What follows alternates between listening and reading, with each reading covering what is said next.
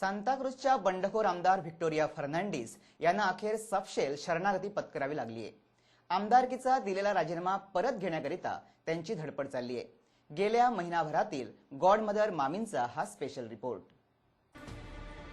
गेल्या 10 वर्षात राज्य विधानसभेत महिलांचं प्रतिनिधित्व करणाऱ्या एकमेव महिला आमदार व्हिक्टोरिया फर्नांडिस उर्फ मामी यांनी काँग्रेस सरकार विरोधात केलेलं बंड सपशेल फसलंय। विधानसभा सदस्यत्वाचा राजीनामा देऊन काँग्रेसचं सरकार अल्पमतात आणण्यात मामींनी भरीव अशी कामगिरी बजावली होती।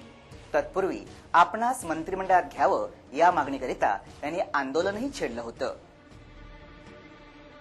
या आंदोलनाची दखल घेत मुख्यमंत्री कामत यांनी त्यांना संसदीय सचिव पदाबरोबरच कदंब महामंडळही बहाल केलं होतं। त्याचबरोबर सांताक्रूज मतदारसंघाच्या विभागाकरिता कोट्यवधी रुपयांचं खास पॅकेजही जाहीर केलं होतं। असं असतानाही सर्व सुविधा स्वीकारून केवळ 2 महिन्यातच आपला कट्टर प्रतिस्पर्धी बाबुश मोन्सेरात यांच्याशी हात मिळवणी करीत मामींनी दिगंबर कामत सरकार अल्पमतात आणण्यात मोलाची कामगिरी बजावली। आजारपणामुळे विधानसभेच्या पावसाळी अधिवेशनास केवळ एकच दिवस उपस्थिती लावलेल्या मामी सरकार पाडण्याकरिता रात्री 2 वाजता मिरामार येथील मेरियट या पंचतारांकित हॉटेलमध्ये ठणठणीतपणे प्रसार माध्यमांना मुलाखती देत होत्या। त्यानंतरही नव्यानं स्थापन केलेल्या गोवा लोकशाही आघाडीच्या व्यासपीठावरून छाती ठोकत आपल्यावर झालेल्या अन्यायाचा पाढा दिल्लीपर्यंत वाचत फिरत होत्या।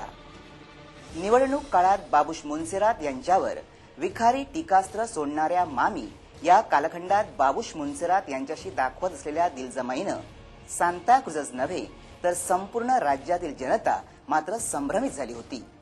त्यातच त्यांना मुख्यमंत्री पदानं झपाटलेल्या मनोहर पर्रीकर यांची साथ संगत लाभल्यानं आपला राजीनामा सादर करण्याकरिता त्यांनी दाखवलेली तत्परता आणि त्यावरून विधानसभा संकुलात रंगवलेलं नाट्य प्रसार माध्यमांनी तमाम गोमंतकीयांना दाखवलंय। यावेळी मामींनी सभापती राणे यांच्यावर उधळलेली मुक्ताफळं आता मामी पुढं संकट बनली आहेत।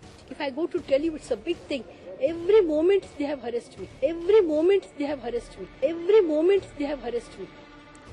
सभापती राजीनामा स्वीकारण्यास टाळाटाळ करतायत असा आरोप करणाऱ्या मामींनी आपला राजीनामा स्वीकृत करावा याकरिता उच्च न्यायालयातही धाव घेतली।